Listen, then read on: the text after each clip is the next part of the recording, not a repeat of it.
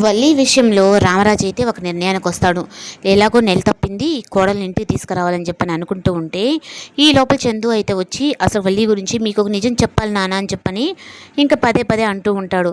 లేదు, నెల తప్పిన విషయమే కదా అని చెప్పనని ఇంకా అన్నల తమ్ముళ్ళందరూ చందుని పైకి ఎత్తేసి ఇంకా అందరూ సంతోషంగా ఉన్న సమయంలో, లేదు నాన్న అదంతా కాదు, కానీ నేను వల్లి గురించి మీకు అసలు అసలు నిజం చెప్పాలి అని ఇంక అంటూ ఉంటే, ఇంక నర్మదా ప్రేమ కూడా మామయ్య దాకా వెళ్ళకూడదు అని చెప్పనని వాళ్ళు ఆపుతూ ఉంటే, నాన్న నేను చెప్పేది వినండి అంటే, లేదు లేదు ముందు కోడలు తీసుకురావాలంటే ఈ లోపల ఇంక బుజ్జమ్మ అయితే ఇంకా వల్లిని తీసుకొని కారులో దిగుతుంది.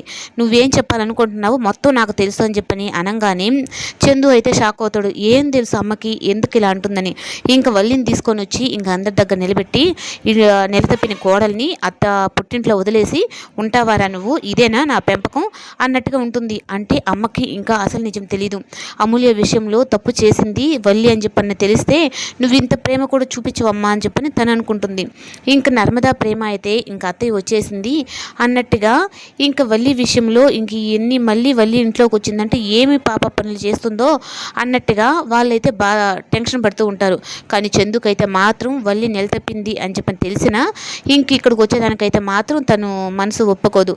కానీ ఇంకా బుజ్జమ్మ అయితే రామరాజుకు కూడా అయితే మన ఇంట్లో ఇలాంటి మంచి శుభవార్త వింటే మీరందరూ ఇలాగే సైలెంట్గా ఉంటారా, వెళ్ళి కోడలికి నోరు తీపి చేయాలి, తీసుకొని రాబండి అని చెప్పని ఇంకా వల్లికి కూడా అయితే గట్టిగా స్ట్రాంగ్గా వార్నింగ్ ఇస్తుంది.